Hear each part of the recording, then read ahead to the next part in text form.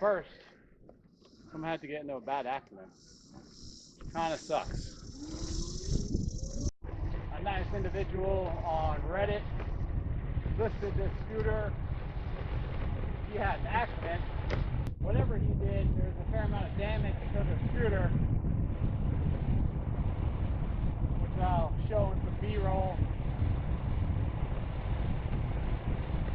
And essentially, he cut the rear motor's cable. Fortunate enough for me, the motor was actually okay.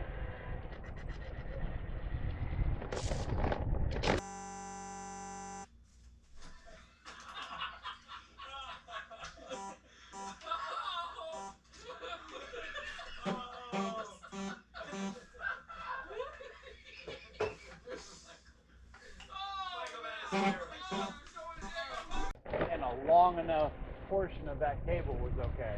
Disassembled the entire motor, unsoldered the connection, cut the wire where it was partially spliced, and resolder everything back together. It's really all this thing needed.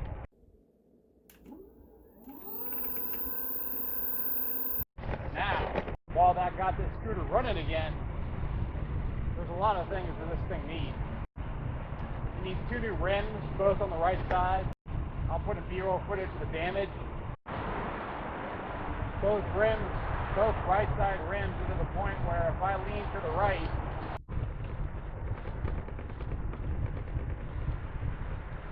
it's rough.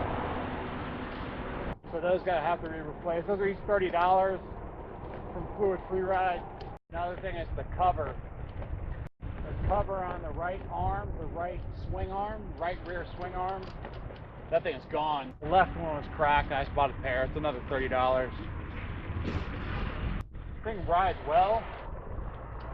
The suspension, for me, which I thought was going to be soft because I'm a heavy guy, the suspension actually ended up being it's tight for me. I can get a little bit of bounce, but not much. Going over this kind of sidewalk, it's not bad, it's not great. I'm used to big tires on a full suspension bike, so I know it's not going to be that smooth. The other thing I'm going to replace on this is a new brake. This thing is like, I'll smash, and it's okay, but I'm only going 10 miles an hour. I'm going to get some MT5Es from Germany, because I'm used to the MT7s, and I have the pad. I'm also replacing the throttle with the 2020 throttle, the WideWheel Pro. I'm going to put that in place of the throttle on the key voltage display. But the throttle is horrible. I would say 4/5 of the throttle is just useless. There's no sensitivity at all. It does nothing. But the last fifth, all the way down at the bottom, is where you get all your throttle. So you have to be real specific. Just right there, like I wasn't moving or I wasn't accelerating because I couldn't find the piece in the throttle where the motor actually responded. Crazy, I got this for $200.